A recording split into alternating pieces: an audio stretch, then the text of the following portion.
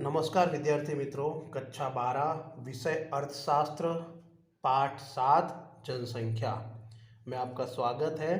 आज हम शुरुआत करेंगे पाठ 7 जनसंख्या के बारे में, जिसमें हम लोग पढ़ेंगे सबसे पहले जनसंख्या विस्फोट का अर्थ, दूसरा भारत में जनसंख्या का रुझान जिसमें हम लोग 5 पॉइंट पढ़ेंगे, भारत में जनसंख्या का कद और वृद्धि दर, भारत में स्त्री और पुरुष की संख्या, भारत में जाति प्रमाण, उम्र समूह के अनुसार भारत की जनसंख्या, भारत में ग्रामीण और शहरी जनसंख्या। ये पाठ बोर्ड की परीक्षा के दृष्टि से काफ़ी महत्वपूर्ण है और इसमें कई प्रश्न पूछे जाते हैं। एक एक वाक्य विकल्प और छोटे नंबर के 2-2 नंबर के प्रश्न पूछे ही जाएंगे।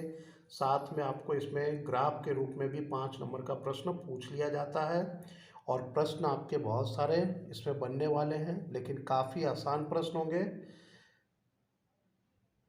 तो सबसे पहले हम लोग शुरुआत करते हैं प्रस्तावना से।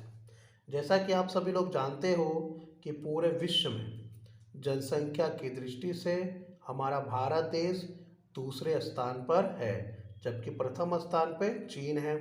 लेकिन अगर हम पूरे विश्व की बात करें तो वर्तमान समय में विश्व की जनसंख्या 7 अरब को पार कर गई है, जबकि भारत की जनसंख्या 1.25 अरब होने की स्थिति में। और ऐसी परिस्थिति में जनसंख्या पे चर्चा करना, बातचीत करना, विचार करना बहुत ही आवश्यक है, क्योंकि जैसे जैसे जनसंख्या बढ़ती जाएगी वैसे वैसे उनकी आवश्यकता भी बढ़ती जाएगी और उनकी आवश्यकता को पूरी करना विश्व के किसी भी देश के सरकार के लिए काफ़ी पेचीदा प्रश्न बन जाएगा। इसीलिए प्रत्येक देश में बढ़ती हुई जनसंख्या चिंता का विषय बना हुआ है। जिस देश में जनसंख्या बढ़ती जाएगी वहाँ के प्राकृतिक संसाधनों का उपयोग भी बढ़ता जाएगा, जो भविष्य में ऐसा हो सकता है कि आने वाली पीढ़ी के लिए प्राकृतिक संसाधन बचा ही न रहे। जैसे यहाँ पर आप देख सकते हैं कि जनसंख्या और प्राकृतिक संसाधनों के बीच 2 संदर्भ अत्यंत महत्वपूर्ण हैं, जिसमें प्रथम आता है जनसंख्या के बढ़ने से मर्यादित प्राकृतिक संसाधनों का नाश तेजी से होगा, जो लंबे समय के अंतराल में भावी पीढ़ी अर्थात भविष्य में आने वाली पीढ़ी के लिए चुनौती पैदा करेगी। जैसा मैंने अभी आपको बताया कि जैसे जैसे जनसंख्या बढ़ती जाएगी उनकी आवश्यकता को पूरा करने के लिए प्राकृतिक संसाधनों का उपयोग भी बढ़ता जाएगा, प्राकृतिक संसाधन का नाश भी तेजी से होगा और कुछ समय के बाद भावी पीढ़ी के लिए यह एक समस्या बन जाएगी। दूसरा है अल्प तालीम। अल्प तालीम मतलब कम पढ़े लिखे लोग।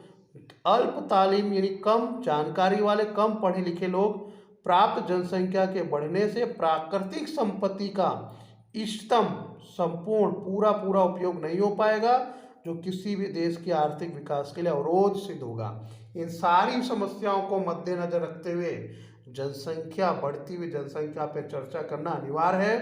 तो चलिए बच्चों, विद्यार्थियों, इस पाठ की हम लोग शुरुआत करते हैं, जिसमें हम सबसे पहले पढ़ेंगे जनसंख्या विस्फोट का अर्थ। जनसंख्या विस्फोट का अर्थ भारत में मृत्यु दर में हुई तीव्र गिरावट के सामने जन्म दर में तीव्र गिरावट न होने से शुद्ध जनसंख्या वृद्धि दर ऊंचा रहा, जिसे जनसंख्या विस्फोट कहा जाता है।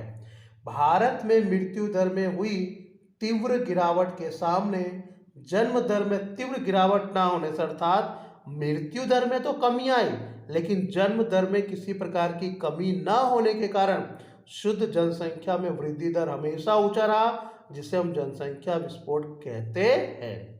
एक बार फिर से दोहरा रहा हूं कि भारत में मृत्यु दर में तीव्र गिरावट आई, कमी आई, लेकिन उसके सामने जन्म दर में किसी प्रकार की गिरावट या कमी न देखने को मिली, जिसके कारण जनसंख्या वृद्धि का दर हमेशा ऊंचा रहा, जिसे हम जनसंख्या विस्फोट के नाम से जानते हैं। वर्ष 1970 के बाद जो तीव्र बढ़ोतरी जनसंख्या में देखने को मिली वह जनसंख्या विस्फोट के रूप में जाना जाता है। ये आपको 1 नंबर के प्रश्न में आएगा कि भारत में जनसंख्या की बढ़ोतरी कौन से वर्ष के बाद हुई? 1970 के बाद, और उस 1970 के बाद के वर्ष को जनसंख्या विस्फोट के रूप में जाना जाता है। अब हम शुरुआत करते हैं भारत में जनसंख्या का रुझान। जनसंख्या का रुझान अर्थात जनसंख्या का कद, जनसंख्या वृद्धि दर, जन्म दर, मृत्यु दर, शहरी जनसंख्या, ग्रामीण जनसंख्या एवं स्त्री पुरुष प्रमाण से संबंधित संख्या की जानकारी प्राप्त करके उसका अर्थघटन करना, उसे हम जनसंख्या का रुझान कहते हैं। एक बार मैं फिर से दोहरा रहा हूँ विद्यार्थी मित्रों, जनसंख्या का कद, जनसंख्या वृद्धि दर, जन्म दर, मृत्यु दर, शहरी जनसंख्या, ग्रामीण जनसंख्या, स्त्री पुरुष प्रमाण से संबंधित, यानी कुल मिलाकर आपको 1, 2, 3, 4, 5, 6, 7 शब्द आपको याद होने चाहिए। जनसंख्या का रुझान अर्थात जनसंख्या का कद, जनसंख्या वृद्धि दर, जन्म दर, मृत्यु दर, शहरी जनसंख्या, ग्रामीण जनसंख्या एवं स्त्री पुरुष प्रमाण से संबंधित संख्या की जानकारी प्राप्त करना और उसका अर्थघटन करना, उसे हम जनसंख्या का रुझान कहते हैं। भारत में सर्वप्रथम जनगणना की शुरुआत 1871 में जमशेदजी टाटा ने की थी। उसके पश्चात भारत में व्यवस्थित जनगणना 1891 में हुई। भारत में 1891 के बाद प्रत्येक 10 वर्ष पर जनगणना की जाती है।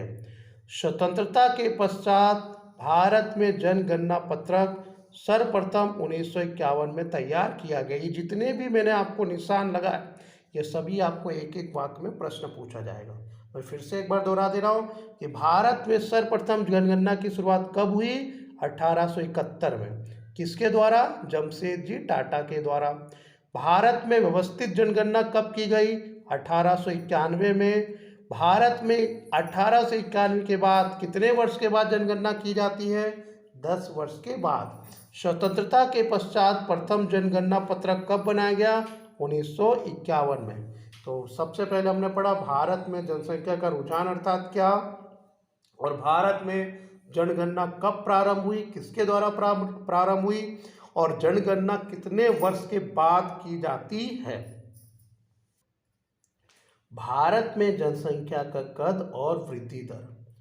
जनसंख्या का कद अर्थात अलग अलग वर्षों के दौरान, जनसंख्या का कद अर्थात अलग अलग वर्षों के दौरान भारत की कुल जनसंख्या अथवा प्रमाण को जनसंख्या का कद कहते हैं, और जनसंख्या में होने वाली बढ़ोतरी को जनसंख्या वृद्धि दर कहते हैं। तो इस तरह से आपके दोनों परिभाषाएं तैयार हो गई कि जनसंख्या का कद अर्थात क्या, तो अलग अलग वर्षों के दौरान भारत की कुल जनसंख्या अथवा प्रमाण को जनसंख्या का कद कहते हैं। जनसंख्या का वृद्धि दर किसे कहते हैं? जनसंख्या में होने वाली बढ़ोतरी को जनसंख्या वृद्धि दर कहते हैं। तो यहाँ पर आप ये जो कोष्टक देख रहे हैं 1901 से 2011 का है, जिसमें जनसंख्या का कद और जनसंख्या का वृद्धि दर बताया गया है। आप इसे ध्यान से देख सकते हैं। इस तरह से 1901 से 2011 तक जनसंख्या दी गई करोड़ों में, और औसत वार्षिक जनसंख्या कितनी बढ़ती रही उसके बारे में बताया गया। यहाँ पर सबसे ज़्यादा आपको इम्पोर्टेंट है 1951 से हमें देखना है, 1951 से 2011 तक, जो कि आपको ग्राफ में भी बताना है। यहाँ पर आप देख रहे हैं ये ग्राफ बना हुआ दिखाई दे रहा है। ये ग्राफ के द्वारा बताया गया है कि लगातार जनसंख्या बढ़ती गई। 1951, 1961, 1971, 1981, 1991, 2001, 2011।